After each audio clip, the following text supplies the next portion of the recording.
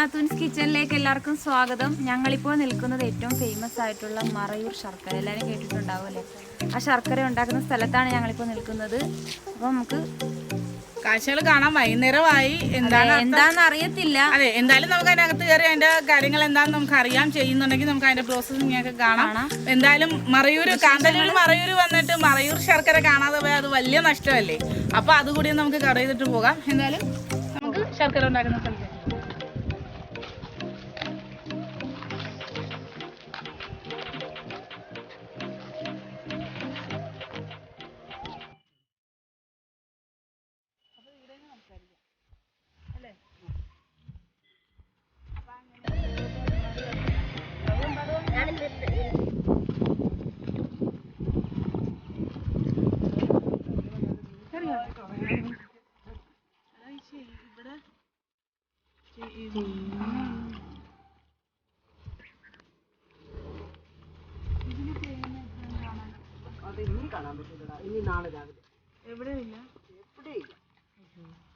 ഇവിടെ മാത്രമേ വർക്കുള്ളൂ. അതും കൂടെ നിർത്തി ഞങ്ങളെന്നാ.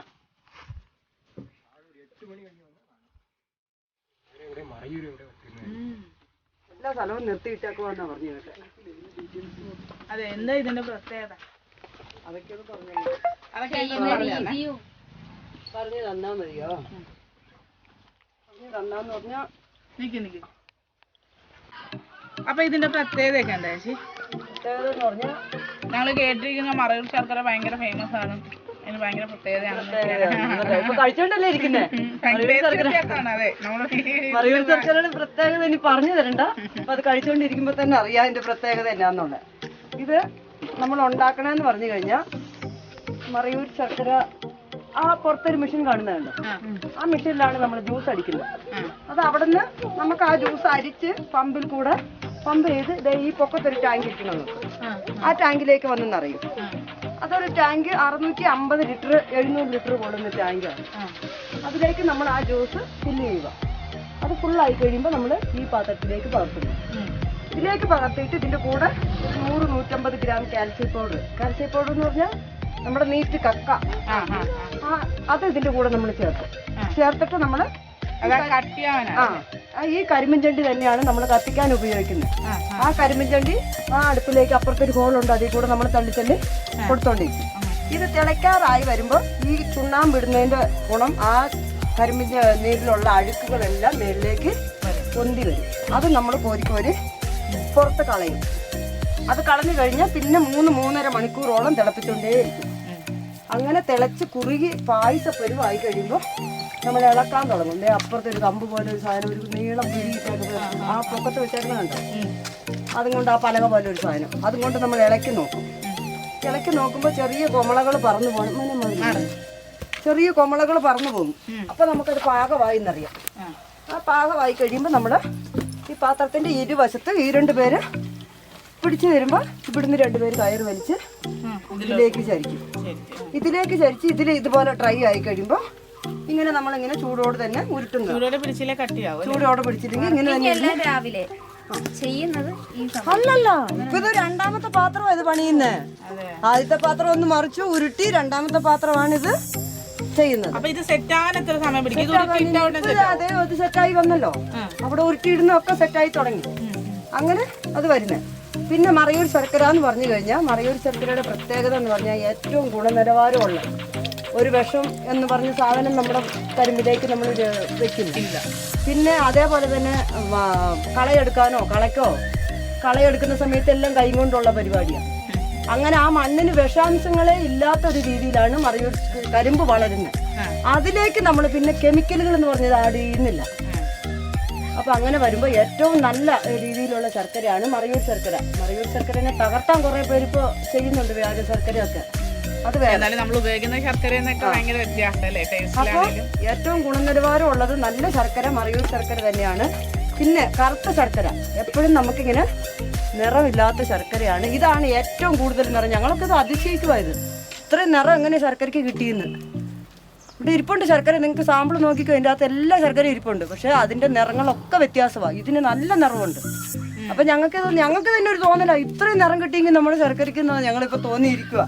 അപ്പം അങ്ങനെ നിറമില്ലാത്ത മറയൂർ ശർക്കര എന്ന് പറഞ്ഞാൽ അതിന് നിറക്കുറവാണ്, കറുത്ത ശർക്കരയാണ് പണ്ടത്തെ ഒക്കെ ശർക്കര. ഇപ്പോൾ ഇതിൻ്റെ കൂടെ സോഡിയം ഹൈഡ്രജൻ സൾഫേറ്റ് എന്ന് പറഞ്ഞൊരു സാധനമുണ്ട്, അതും കൂടെ ചേർക്കുമ്പോഴാണ് ശർക്കര നല്ല മഞ്ഞ കളറിൽ വരുന്നത്. ആ മഞ്ഞ കളർ ശർക്കര നമുക്ക് എപ്പോഴും ദൂഷ്യമുള്ള സാധനം. ഒറ്റ ടൈമിൽ എത്ര ക്വാണ്ടിറ്റി ആയിരിക്കും ചെയ്യുന്നത്? ഒറ്റ ടൈമിൽ നമുക്ക് 200 കിലോ ശർക്കര ഉണ്ടാകും. എപ്പോഴും ആ ഒരു കണക്കിലായിരിക്കും അല്ലേ? 200 കിലോ ആ കരിമ്പിന്റെ അനുസരിച്ച് 200 കിലോ കരിമ്പാണ് അന്നേരം? അല്ല 200 കിലോ ശർക്കര വരണമെങ്കിൽ നമുക്ക് ഒരു 1.5 ടണ്ണ് 2 ടണ്ണ് കരിമ്പിന്റെ അടുത്ത് വേണം. കരിമ്പ് വേണം. ഇതൊക്കെ സെറ്റായി കിടക്കുവാണ്. ഇപ്പൊ സെറ്റായി വരുവാ. സെറ്റായി വേറെ ഉണ്ട് അല്ലേ? സെറ്റായതുണ്ട്. അതിന്റെ അകത്ത് നമ്മൾ 3 വെറൈറ്റി ശർക്കരയാണ്. ഇതിപ്പോ നമ്മൾ 3 വെറൈറ്റി ശർക്കര ഉണ്ടാക്കുന്നത്. ഇതിപ്പോ ഏലക്ക നിങ്ങൾക്ക് ഇത് 1 കിലോ എന്നാ നിങ്ങൾക്ക് കിട്ടാത്തവർ ഇത് ഏലക്ക ജീരകം ചുക്കൊക്കെ ചേർക്കുന്നു. പിന്നെ നിങ്ങൾക്ക്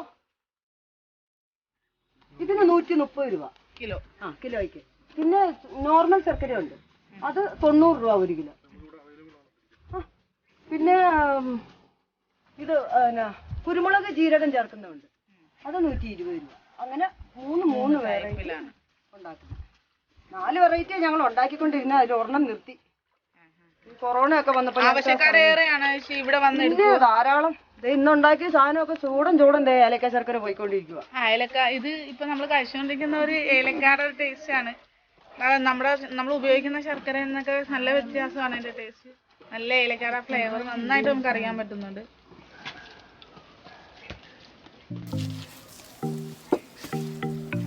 ഇപ്പൊ അവിടെ കൊടുക്കാൻ വെച്ചേക്കണ ഏലക്ക ശർക്കര ഒക്കെ ഇന്നുണ്ടാക്കിയ സാധനമാണ്. ഇതിന് മുന്നേ ഉണ്ടാക്കിയ പാത്രം അതും തീരാറായി. അതുകൊണ്ടാണ് ഇത് പെട്ടെന്ന് ഉണ്ടാക്കി എടുക്കുന്നത്. മേളിൽ മോനെ അപ്പം അങ്ങനെ പ്രോസസ്സൊന്നും കാണാൻ പറ്റിയില്ല. അപ്പോൾ നമുക്ക് അതിൻ്റെ വിശദമായ വിവരങ്ങളൊക്കെ അറിയാൻ പറ്റി. ഇതാണ് നമ്മുടെ കരിമ്പിൻ്റെ ജ്യൂസ് എടുക്കുന്ന മെഷീൻ. ഇതിൽ നിന്നും നമുക്ക് സാധാരണ നമ്മൾ കരിമ്പ് ജ്യൂസ് എടുക്കുന്ന കണക്ക് ജ്യൂസ് എടുത്തിട്ട് ഇതിൽ കണക്ട് ചെയ്തിരിക്കുന്ന ഒരു ഓസ് വഴിയാണ് നമ്മുടെ ടാങ്കിലേക്ക് പോകുന്നത്. ടാങ്കിൻ്റെ കപ്പാസിറ്റി നമ്മൾ ചേച്ചി പറഞ്ഞു തന്നായിരുന്നു 650-700 ലിറ്ററാണ്. ഒരു ശർക്കര ഒരു വട്ടം തയ്യാറാക്കുന്നത് 1 ടണ്ണിന് മേളിൽ കരിമ്പ് ഉപയോഗിച്ചാണ്. പിന്നെ ഇതിൻ്റെ പ്രത്യേകത എന്ന് പറഞ്ഞാൽ ഇതിൻ്റെ വേസ്റ്റ് പോലും അവർ ഉപയോഗിക്കുന്നുണ്ട്. ഇതിൻ്റെ വേസ്റ്റാണ് ആ ശർക്കര പാനീയം തിളപ്പിക്കാനായിട്ട് അവർ ഉപയോഗിക്കുന്നത്. പിന്നെ എന്താ പറയുക, ഇത് ഈ ശർക്കര തയ്യാറാക്കുന്ന ഇതിന് ചുറ്റും നമ്മുടെ നല്ല ഒന്നാന്തരം കരിമ്പ് തോട്ടങ്ങളാണ്. അവിടെ നിന്ന് തന്നെ ശേഖരിക്കുന്ന കരിമ്പുകളാണ് നമ്മൾ ഇതിനായിട്ട് യൂസ് ചെയ്യുന്നത്. അപ്പം ഇതിൽ നിന്നുള്ള കരിമ്പ് ജ്യൂസ് ആ ടാങ്കിൽ വന്ന് നിറയും. ടാങ്കിൽ നിന്നുമാണ് നമ്മുടെ ആ ശർക്കര തിളപ്പിക്കുന്ന ഈ ചട്ടിയിലേക്ക് പോകുന്നത്. എന്നിട്ടാണ് താഴെ നല്ലൊരു ഹോളുണ്ട്, ആ ഹോളിൽ കൂടി ഈ കരിമ്പിൻ ചണ്ടി വെച്ച് തന്നെയാണ് നല്ല രീതിയിൽ ഇത് 3 മണിക്കൂറോളമാണ് തിളപ്പിക്കുന്നത്. നമ്മൾ പറയേണ്ടല്ലോ, എല്ലാ വിവരങ്ങളും നല്ല വിശദ വിവരങ്ങളാണ് നമുക്ക് നമ്മുടെ ചേച്ചി പറഞ്ഞു തന്നിരിക്കുന്നത്. ഇവിടെ 3 തരത്തിലുള്ള വെറൈറ്റി ശർക്കരകളാണുള്ളത്. ഒരു ദിവസം ഇവർ 2 തവണയാണ് ശർക്കര തയ്യാറാക്കുന്നത്. ഈ പാത്രത്തിലാണ് നമ്മുടെ ശർക്കര പാനീയം ഇവർ ചൂടോടുകൂടി ഒഴിച്ചിട്ട് ആ ചൂടോടുകൂടി തന്നെ വെള്ളം കൈ വെള്ളം നനച്ചാണ് അവരത് പിടിക്കുന്നത്. പിടിച്ചിട്ടാവുന്ന ശർക്കര സെറ്റാവും. അപ്പം നമുക്ക് ഇവിടെ ലാസ്റ്റ് ചെയ്തിരിക്കുന്ന ഏലക്ക ഫ്ലേവറാണ്. ഇവിടെ നിൽക്കുമ്പോൾ തന്നെ നല്ല അടിപൊളി മണമാണ്. ആ ഏലക്കയുടെ ആ മണവും നമുക്ക് ടേസ്റ്റ് ചെയ്യാൻ തന്നപ്പോൾ അതിൻ്റെ രുചിയും ഒക്കെ നമ്മുടെ ശർക്കരയിൽ നിന്നും ഒരുപാട് വ്യത്യസ്തമാണ്. അതുപോലെ തന്നെ അവർ പറഞ്ഞ 3 ഫ്ലേവർ ഉണ്ട് ഇവിടെ. ഏലക്ക, അതുപോലെ തന്നെ ചുക്ക് കാപ്പി തയ്യാറാക്കുന്നുണ്ട്, പിന്നെ ജീരക ശർക്കര, നോർമൽ, അങ്ങനെ വെറൈറ്റി ശർക്കരകളാണ് അവർ തയ്യാറാക്കുന്നത്.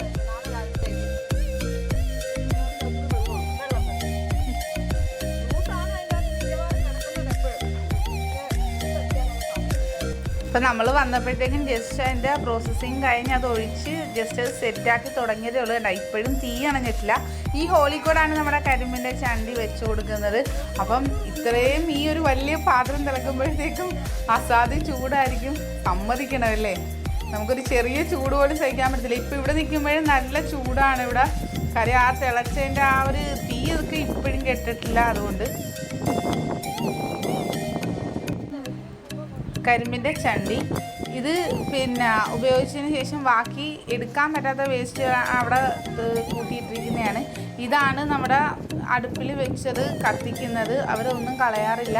ആ വേസ്റ്റ് കൊണ്ട് തന്നെയാണ് ഇതെല്ലാം ചെയ്യുന്നത്. അതുപോലെ തന്നെ ഇവർ ചെയ്യുന്ന ശർക്കരകൾ നമുക്ക് ഇവരുടെ ഔട്ട്ലെറ്റ് ഫ്രണ്ടിലായിട്ടുണ്ട്. നമുക്ക് അവിടെ നമുക്ക് ഇഷ്ടമുള്ള ഫ്ലേവർ നമുക്ക് വാങ്ങിക്കാനായിട്ട് പറ്റും. വളരെ റേറ്റ് കുറവാണ്. അതുമാത്രമല്ല കെമിക്കലൊന്നും ഉപയോഗിക്കാത്ത നല്ല ശർക്കരയും കിട്ടും. അപ്പോൾ എന്തായാലും നമ്മൾ ശർക്കരയുടെ എല്ലാ പ്രോസസ്സിങ്ങും കാണാൻ പറ്റിയില്ല. എങ്കിലും ലാസ്റ്റ് സ്റ്റേജ് അല്ലേ, ലാസ്റ്റ് ഉരുട്ടി വെക്കുന്ന സംഭവം രാവിലെ വന്നാലേ ഇതിന്റെ പ്രോസസ്സിംഗ് എല്ലാം നമുക്ക് കാണാൻ പറ്റത്തുള്ളൂ. ഇപ്പൊ അതെല്ലാം കംപ്ലീറ്റ് ആയി അവർ ഉരുട്ടി വെച്ചോണ്ടിരിക്കുക. കഴിഞ്ഞ അതോടുകൂടി പ്രോസസ് എങ്കിലും അതിന്റെ ക്ലിയർ കാര്യങ്ങൾ അതെങ്ങനെയാണ് ചെയ്യുന്നത്, അതിന്റെ പ്രത്യേകത എന്താണ്, എന്തൊക്കെ ആഡ് ചെയ്യും, എല്ലാ കാര്യങ്ങളും നമുക്ക് പറഞ്ഞു തന്നു. 3 തരം വെറൈറ്റി ശർക്കരകളാണ് ഇവിടെ ചെയ്യുന്നത്. ഒന്ന് മറ്റേ നമുക്ക് കാപ്പിക്കൊക്കെ എടുക്കുന്ന തരത്തിലുള്ള കുരുമുളക് പിന്നെ ജീരകമൊക്കെ ആഡ് ചെയ്തത്, പിന്നെ നമ്മുടെ സാധാ നോർമൽ ശർക്കര, അതുപോലെ തന്നെ നമ്മളിപ്പോ കണ്ടുകൊണ്ടിരുന്ന ഏലക്ക ഫ്ലേവർ. ഇപ്പൊ കണ്ടോണ്ടിരുന്നത് ഏലക്ക വെച്ചിട്ടുള്ള. അപ്പൊ എന്തായാലും ഞങ്ങൾ അതെല്ലാം വാങ്ങിച്ചിട്ടുണ്ട്. അതിന്റെ ടേസ്റ്റ് എന്തായാലും എല്ലാവരും അറിയപ്പെടുന്ന, ലോകമെമ്പാടും അറിയപ്പെടുന്ന ഒരു പ്രത്യേകതയുള്ള ഒരു സംഭവമാണ് മറയൂർ ശർക്കര. നമ്മൾ വീട്ടിലൊക്കെ ശർക്കര വാങ്ങിക്കുന്നുണ്ടെങ്കിൽ മറയൂർ ശർക്കര കഴിച്ചപ്പോ തന്നെ നമുക്ക് ആ വ്യത്യാസം ഡിമാൻഡാണ്. അടിപൊളി. ഞങ്ങളിപ്പോ ഒരല്പം തന്നത് കഴിച്ചപ്പോൾ തന്നെ ഭയങ്കര വ്യത്യാസം നമ്മുടെ വീട്ടിൽ ഉപയോഗിക്കുന്ന ശർക്കരയിൽ നിന്നൊക്കെ. അപ്പൊ എന്തായാലും ഇന്നത്തെ ഞങ്ങളുടെ വീഡിയോ ഇവിടെ അവസാനിക്കുകയാണ്. അതെ, ഇനിയും കാഴ്ചകളുമായിട്ട് വരുന്നുണ്ട്, തീർന്നിട്ടില്ല. പിന്നെ അപ്പൊ എന്താ പറയുക, വീഡിയോ ഇഷ്ടപ്പെട്ട എല്ലാവരും കൂട്ടുകാരിലേക്ക് എത്തിക്കുക, ലൈക്ക് ചെയ്യുക, സബ്സ്ക്രൈബ് ചെയ്യുക. സബ്സ്ക്രൈബ് ചെയ്യുമ്പോൾ തൊട്ടടുത്ത് കാണുന്ന ബെല്ലൈക്കൺ കൂടി അമർത്തുക. എങ്കിൽ മാത്രമേ തുടർന്ന് ഞങ്ങളിടുന്ന എല്ലാ വീഡിയോസും നിങ്ങൾക്ക് നോട്ടിഫിക്കേഷൻ എത്തുകയുള്ളൂ. അപ്പോൾ അടുത്ത വിശേഷവുമായിട്ട് അതെ പുതുമയുള്ള കാഴ്ചകളുമായി നാത്തൂൻസ് കിച്ചൻ അടുത്ത എപ്പിസോഡ്.